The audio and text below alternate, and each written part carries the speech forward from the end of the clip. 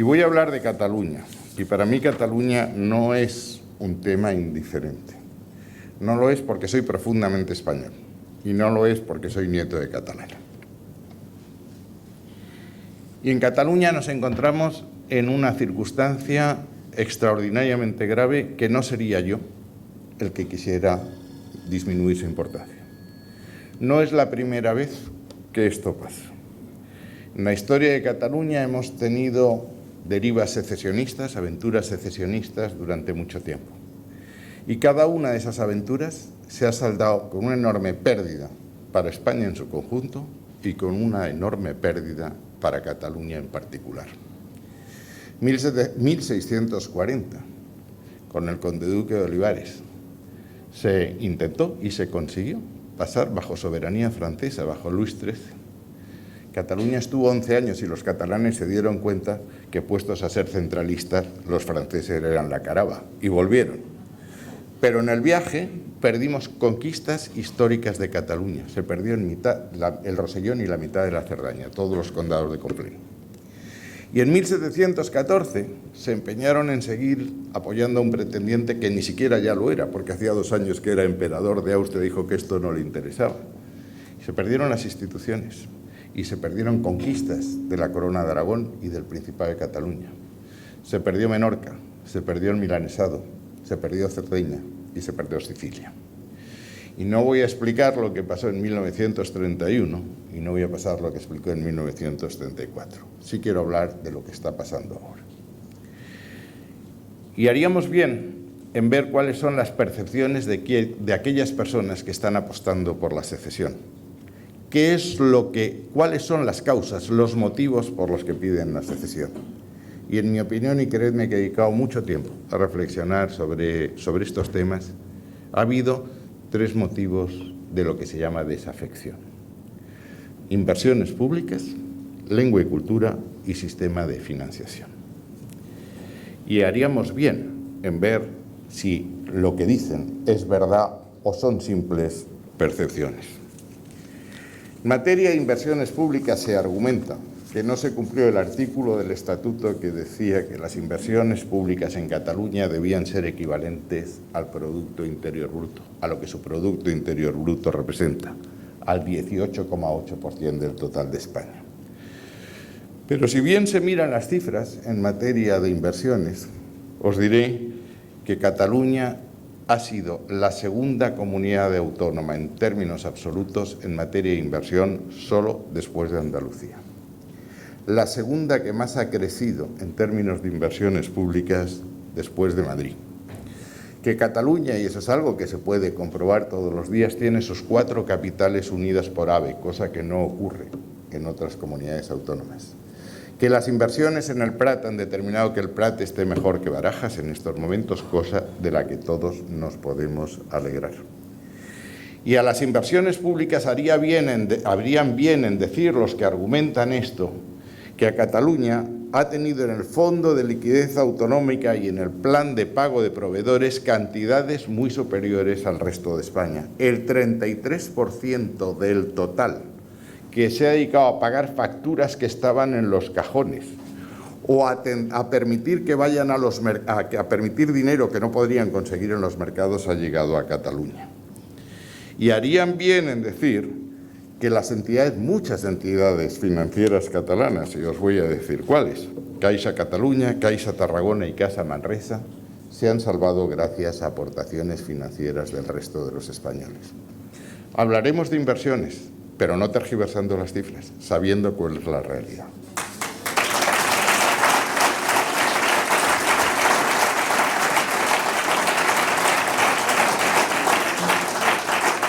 Y en segundo lugar se argumenta la lengua y la cultura. Y creo honradamente que no ha habido en la historia de Cataluña y en la historia de España un periodo en que la lengua y la cultura catalana hayan podido expandirse mejor. En mi ministerio hemos pasado la Ley de Acción Exterior y de Servicio Exterior y hay 2 artículos de los que yo me siento especialmente orgulloso, que dicen que todo el servicio exterior español, las 118 embajadas bilaterales, las 10 multilaterales, los 93 consulados, el Instituto Cervantes, están al servicio de todas las lenguas de España, de la española, de la catalana, de la vasca, de la gallega y de la valenciana. Y en mi ministerio yo os puedo dar las cifras de lo que el Instituto Cervantes ha hecho con el Ramon Llull, con Etxepera o con la Academia Gallega. Por tanto, creo que también eso habría que dimensionarlo. Y en materia de financiación autonómica no voy a daros mi opinión, voy a daros la opinión de los que han regido la Generalitat en cada momento. El sistema de financiación se revisa cada 5 años. La última fue el 2009. El presidente Maragall dijo que era el mejor sistema de financiación que había tenido nunca Cataluña. Y en 2004 fue el entonces conseller en cap, Artur Mas, y su conseller de Hacienda, Francesc Homs, no el de ahora, sino el de antes, el que dijeron que era el mejor sistema de financiación para Cataluña. Y es verdad que el sistema de financiación está siendo insuficiente. Está siendo para Cataluña, para Valencia, para Madrid, para Baleares y para todo el mundo.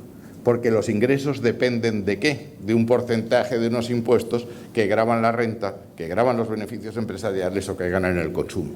Y cuando hay una crisis, esa recaudación cae y esa participación cae y los gastos queridos no caen, porque hay que pagar la educación, la sanidad, los servicios sociales. Y creo que habrá que hablar de esto y luego terminaré diciendo qué es lo que creo que hay que hacer. Pero si de estas pretendidas afrentas pasamos a cuál ha sido la realidad de Cataluña en la España democrática de 1977, haríamos bien en recordar que Cataluña es la primera en términos de riqueza de Producto Interior Bruto de España, que es la primera en volumen de exportaciones, en ventas al exterior, representando algo así como el 24,9% del total de exportaciones, cuando su producto es solo del 18%. Que es la primera en volumen de importación, representando también cerca de un 30% del total nacional. Que es la primera en destino de turistas. Que es la segunda en receptora de inversiones directas extranjeras, y volvemos a hablar de la globalización, porque esos ahorros de los extranjeros también los necesitamos que se inviertan aquí si queremos crear empleo. En definitiva, lo han dicho los rectores de la Generalitat, lo decía Jordi Pujol, de entre 1980 y 2003 se ha producido la mayor época de esplendor de Cataluña en su historia moderna. Y he oído al actual presidente, Artur Mas, decir que Cataluña es el motor de España, y me alegro de que sea así, pero lo que no se puede combinar esas expresiones es con victimismo de España no nos quiere o España nos roba, mire usted, o una cosa u otra. Y entonces, ¿qué es lo que creo que hacer? He intentado decir que hay que relativizar el tema de la insuficiencia de las inversiones, del desprecio a la lengua o de la insuficiencia de la financiación autonómica. Y cuando una parte de la población, y hay parte de la población catalana que tiene esa percepción, hay primero que relativizarlo, decir lo que es verdad y ponerse a hablar. Ponerse a hablar, y termino con esto, para mí mi autor de cabecera es Cambó. Cambó escribió allá en 1928 una obra que se llama Por la Concordia, que es un nombre precioso. La Constitución del 77 se llamaba la Constitución de la Concordia. Y decía: cualquiera que quiera solucionar la cuestión catalana, como se ha llamado tradicionalmente en la historia de España, tiene que tener en cuenta dos realidades. La primera, la realidad catalana de Cataluña. Cataluña tiene una personalidad y una singularidad propia. Y contaba Cambó que en la dictadura de Primo de Rivera se prohibió la señera, y que don Alfonso XIII, cuando venía a Barcelona, decía: en cada ventana vacía veo una señera. La realidad catalana es indiscutible, y los que quieren una política asimilacionista, negar esa realidad, se equivocan. Son separadores por definición. Pero también es verdad que a esa realidad catalana no se entiende sin su realidad hispánica. Cataluña nació en la historia con la marca hispánica, y no por casualidad se nombraba así. Y Cataluña ha sido siempre parte y motor de España, y el que niegue esa realidad hispánica se está equivocando. Hay una diatriba, un debate, también en aquella época, entre Rovira y Virgili y Cambó, en que Cambó decía: nos hemos equivocado, se han equivocado los que niegan esta realidad. Y cuando tienes dos realidades, la realidad, la personalidad singular propia de Cataluña y su carácter profundamente español, profundamente hispánico, puedes hacer varias cosas. Ignorar que puede haber un conflicto de esas dos realidades y seguir con un statu quo que a nadie beneficia. Enfrentarlas como están haciendo unos para llegar a un choque de trenes, o intentar combinarlas en una realidad que armonice esas dos realidades. Y eso es lo que España quiere, lo que gran parte de España quiere. Hablamos de inversiones, hablaremos de lengua y cultura, hablaremos de sistema de financiación. Pero hablaremos de lo que se puede hablar y no prometeremos nunca lo que no se puede hacer. Y decía la presidenta, aquellos que están diciendo que es posible una secesión de Cataluña simplemente no dicen la verdad. No dicen la verdad porque la Constitución española dice que la soberanía pertenece al conjunto del pueblo español, que las decisiones que se tomen en una parte del territorio afectan a todos y por tanto entre todos la tenemos que resolver como hicimos la Constitución. Y el artículo 2 dice que la Constitución se fundamenta en la indisoluble unidad de la nación española, patria común e indivisible, y no es una originalidad española. No hay ninguna Constitución en el mundo, no digo la verdad, hay una, la de Etiopía, que no consagra la indivisibilidad. Todas las demás dicen exactamente lo que nosotros decimos. Con esto quiero decir que cualquier secesión de Cataluña sería una secesión contraria a la Constitución española. Y acabamos de ver ahora, en las discusiones que se están produciendo con lo que ha pasado en Crimea, con lo que está pasando en las regiones del este, que todo el derecho internacional dice que una secesión unilateral contraria a la Constitución interna no puede ser reconocida ni aceptada por la legalidad internacional.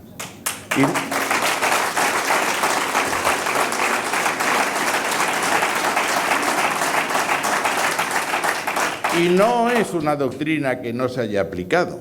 En 2008, en Georgia, hubo dos regiones, Osetia y el Abjasia del Sur, que se separaron. La reconoce Venezuela, Nicaragua y dos islas del Pacífico. Crimea, la Asamblea General ha dicho que no se puede aceptar Crimea. Crimea y Cataluña no tienen nada que ver, solo se parecen en una cosa, que la secesión es contraria a la Constitución y basta eso, lo demás sobra. Y eso es en definitiva a lo que nos encontramos. Y cuando un Estado se queda fuera de la comunidad internacional, en términos económicos, que no tiene acceso a las instituciones de Bretton Woods, no tiene acceso al Fondo Monetario Internacional, y cuando uno tiene una deuda como la que han creado los gobiernos de la Generalitat, porque Cataluña tiene muchas cosas, pero es la comunidad más endeudada de España, no tendría acceso a eso. Y en segundo lugar se decía, y lo decía la presidenta, nadie ha dicho que la Unión Europea expulsaría a Cataluña. Cataluña quedaría excluida automáticamente del minuto 1 de la Unión Europea. Y tendría que establecer desde el minuto 1 aranceles. Y es sabido que el déficit comercial que tiene con el resto del mundo y con la Unión Europea se compensa con un superávit con el resto de España, superávit que no sería posible si hubiese que pagar un arancel. Y eso lo dice el artículo 4 del tratado, no hace falta discutir demasiado. Basta leer el artículo 4 que dice que esto es un tema de la organización interna de los Estados y la Constitución española dice lo que dice. Y el artículo 49 dice exactamente lo que dice Alicia, que un Estado que quiera entrar tiene que ponerse en la cola y pedir la adhesión. Y esa adhesión tiene que ser aprobada por unanimidad. Y cada uno de los capítulos, los 35 negociaciones, tiene que ser aprobada por unanimidad. Y la entrada final tiene que ser aprobada por unanimidad. Y no está Europa, no está la Magdalena para tafetanes.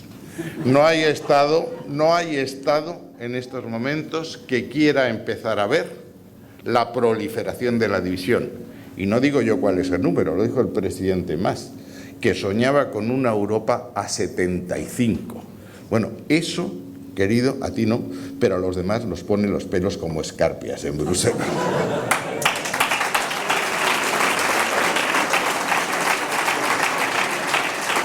Y eso tiene consecuencias económicas. Y en mi ministerio, y lo tenéis en la página web, están los análisis de los informes de los expertos internacionales del mundo. Cataluña perdería entre un 25 y un 30% de su Producto Interior Bruto. Estaría en suspensión de pagos porque no podría pagar su deuda externa. Y no sé cómo haría frente al envejecimiento de la población ni quién pagaría unas pensiones que realmente serían insostenibles.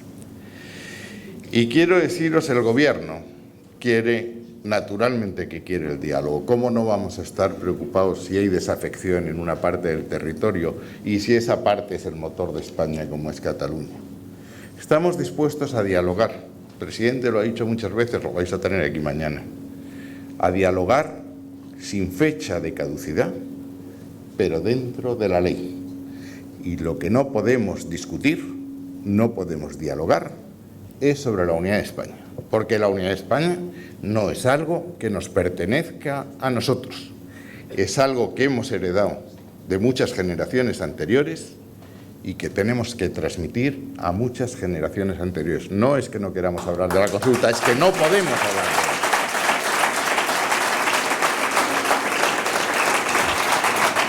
Y termino, creedme que en el resto de España ya lo sabéis, se os quiere mucho, se quiere mucho a Cataluña. Deseamos que este estado de crispación desaparezca, porque este estado de crispación no es bueno para nadie, y que este estado de crispación puede, si se acelera, crear un empobrecimiento de una parte tan querida para nosotros como es Cataluña. Muchas gracias.